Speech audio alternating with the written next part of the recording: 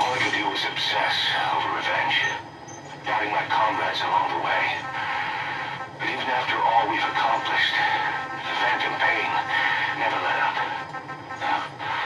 If anything, it just got worse. But you understood that from the start, didn't you? From the moment you opened your eyes in that hospital, you knew it wouldn't go away. Yet you've been fighting the pain and confronting your phantoms the whole time.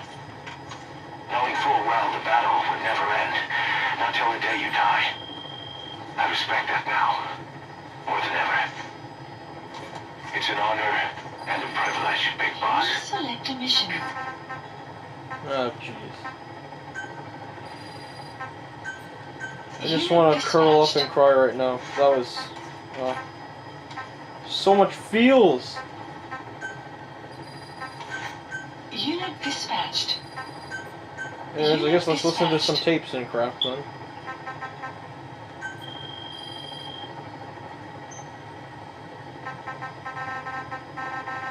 Let's listen to what Huey had to say first, I suppose. Well, Doctor, I have the report on the incident at the quarantine facility. Assuming the vocal cord parasite underwent a mutation. The only plausible explanations are exposure to some high-concentration mutagen or radiation.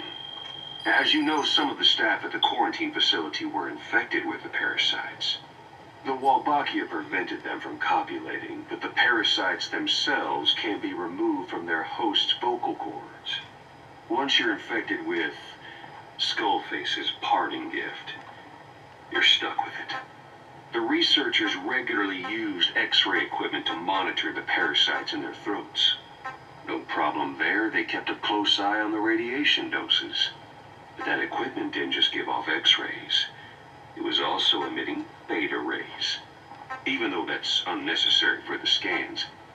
See, beta rays have far worse effects on DNA than X-rays. Meaning the only logical conclusion is that someone added in a beta ray emitter to trigger a mutation. Those beta rays leaked out from inside the equipment.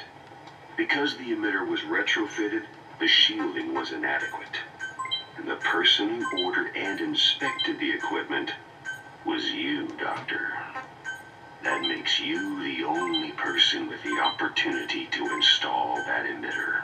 So now you're saying I sabotaged medical equipment for some wild plan to make the vocal cord parasite kill everyone? Or maybe you thought it'd reveal a way to treat the parasite without using the Wolbachia. And with that much to barter, I suppose some people would welcome even a pathetic cur like you. Oh, Just shit. stop it.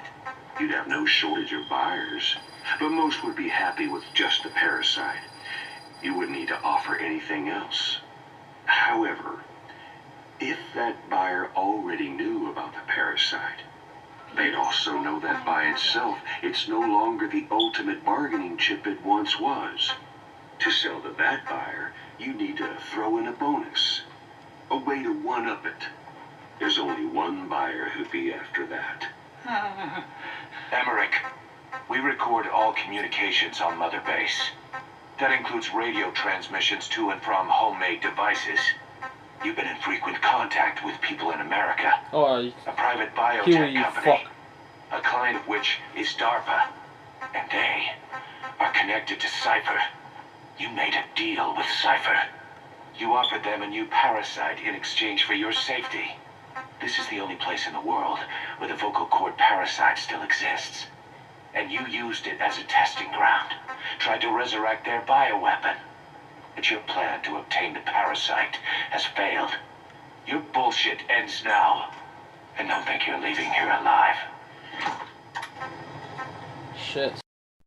The whole idea of the vocal cord parasites was that they'd only copulate once exposed to a specific language over time. But the parasites infecting our men in the laboratory laid their eggs straight away. The larvae were eating their lung tissue almost immediately. What kind of mutation was it? Those who were infected and cured still carried the vocal cord parasites in their throats. They were still there, but the males had been rendered female by the Wolbachia, and copulation could could not occur. So we thought. But it is the Wolbachia that mutated. Not the parasites? You remember I told you the Wolbachia attempts to maximize its number of female infected hosts? Yes, hence the male-to-female transformation.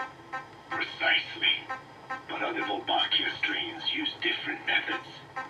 Cytoplasmic incompatibility, killing the males, and parthenogenesis. Parthenogenesis? Aphids. Oh shit. Aphids use They're being asexual. females only. Very good. The females lay their eggs without a male present, creating clones of themselves in explosive numbers.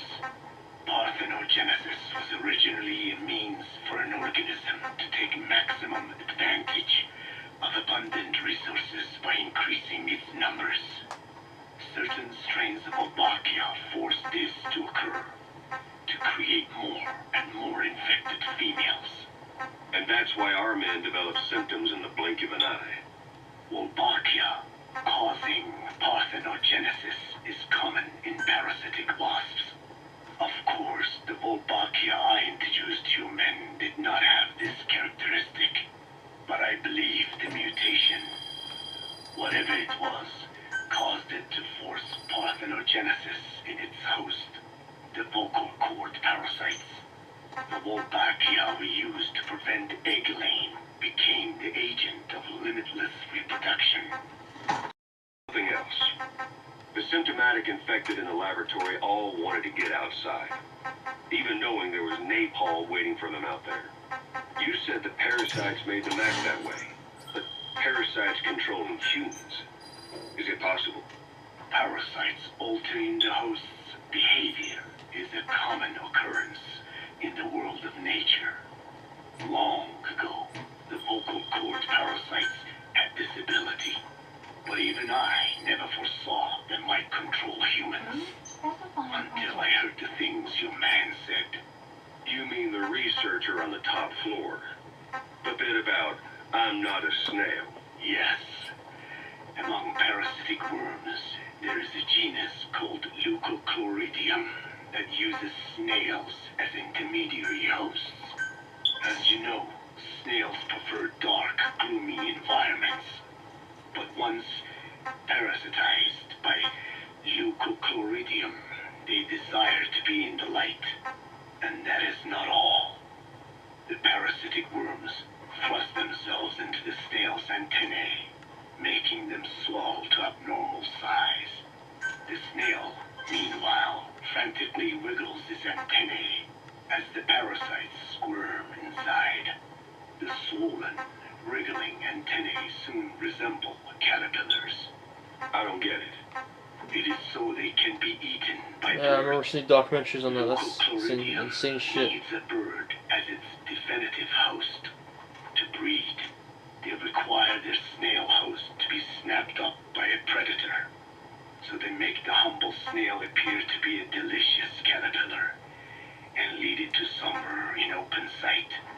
So you mean the staff trying to get outside was so the birds could pick at them? The parasites altered their mental state, making them crave higher places and to be outdoors.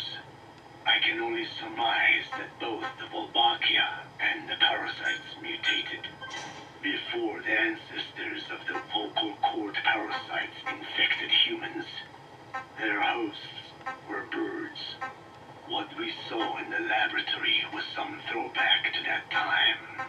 The parasites attempting to make birds their intermediary hosts. Sounds insane. A praying mantis that is host to a parasitic hairworm will dive into water and drown itself, just so the hairworm can lay its eggs in water. Rats infected with Toxoplasma gondii lose their instinctive caution and run right up to cats. Just some of the many ways parasites control the host. But we're humans.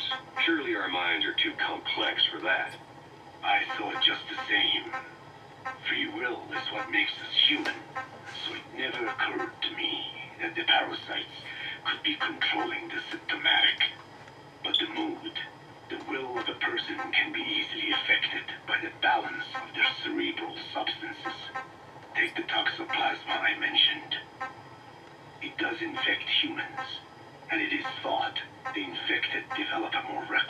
Understood. But to think that mutations occurred in both the Wolbachia and its parasite hosts. Your observation is most apt. Both mutations occurring at once indicates the presence of a powerful mutagen. I see. Keep working on narrowing down what it was. Oh man, so I don't know what to do next. I kind of feel like just putting down this game for a bit and crying, because that mission was brutal.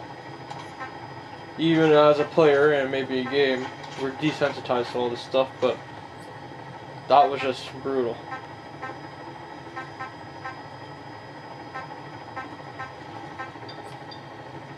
So right now I'm just looking at some of the stuff. Anyways, if I do a side mission or something, I'll put it to it. Interestingly enough, I noticed on my suit, there's a diamond on it there, shining sometimes.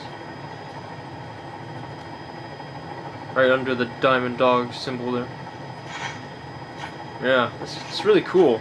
So I guess that's what they meant by making the diamonds. And of course you gotta have Northern Operations on the shoulder there. Anyways, okay, so maybe I'll do a side mission, I suppose.